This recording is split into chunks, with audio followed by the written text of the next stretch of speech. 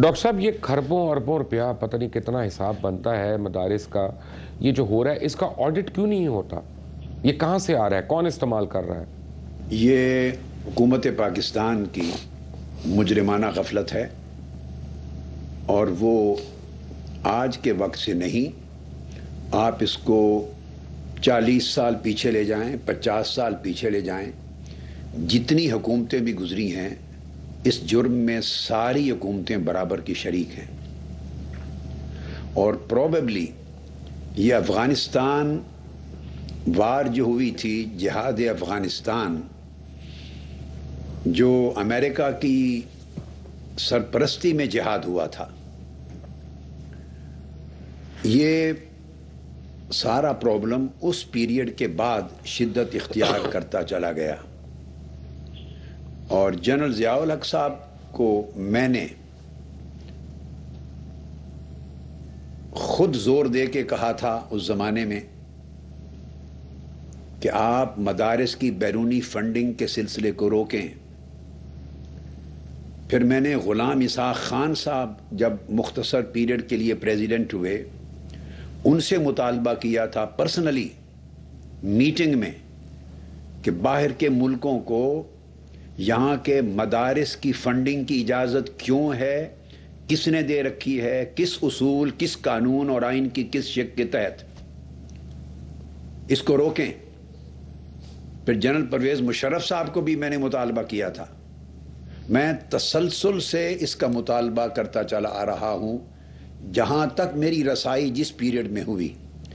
دو جرم ہیں، ایک بات تو آپ نے جو کی کہ مدارس کی، بلکہ اس میں 3 چیزیں قابل توجہ ہیں، باقی نصاب کی بات بھی ہے، آگے چل کے آپ اگر تذکرہ کریں گے تو میں ضرور اس پر بات کرنا چاہوں گا۔ مدارس ہزارہ کی تعداد میں رجسٹرڈ نہیں ہے، ان کا کوئی ریکارڈ نہیں ہے، وہ کتنے طلبہ پڑھ رہے ہیں، اس رجسٹریشن کے ساتھ ریلیٹڈ ہے اخراجات کا معاملہ، ان کا آڈٹ نہیں ہے۔ میں سمجھتا ہوں جو دینی ادارہ، مدرسہ، دارالعلوم، اسکول، کالج، یونیورسٹی، کوئی انسٹیٹیوشن جو آڈٹ نہیں کراتا اسے تالا لگا دینا چاہیے، اس کو اس ملک میں چلنے کا حق نہیں ہونا چاہیے، اس میں کرپشن ہے۔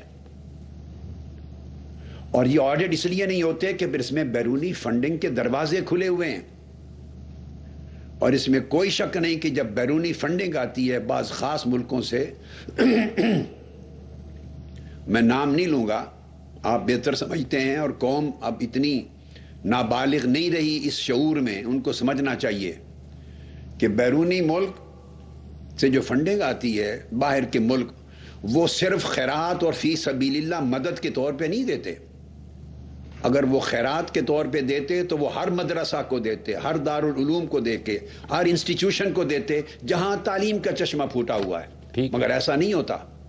وہ مکتب فکر کو دیکھتے ہیں، آئیڈیالوجی کو دیکھتے ہیں کہ کہاں سے انتہا پسندی کو فروغ دیا جائے گا، کہاں ان کے نظریے کو سپورٹ ہوگی، کہاں سے ریڈیکل تیار ہوں گے، کہاں سے دہشت گردی کی زمین تیار ہوگی، اور کہاں سے الٹیمیٹلی یہ برین واشنگ کے بعد فساد کو جہاد کا نام دے کر دہشت گردی اس ملک میں پھیلائی جائے گی۔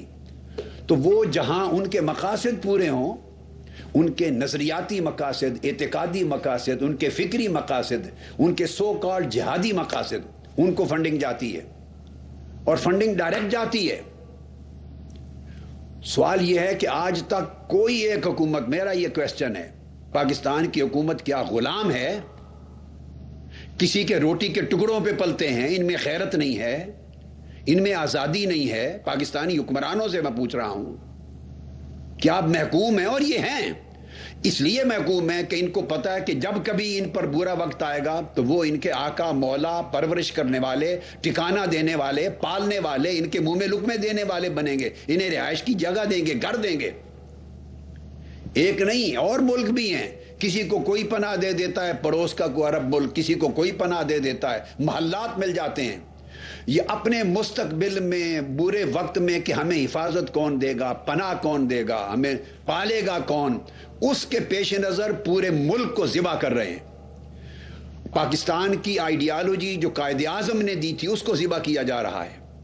پاکستان معتدل ملک نہیں رہا، یہ باہر کے ملکوں کی فنڈنگ کی وجہ سے اور انتہا پسندانہ سوچ کو فروغ دینے کی وجہ سے اور فساد کو جہاد بنا دینے کی وجہ سے۔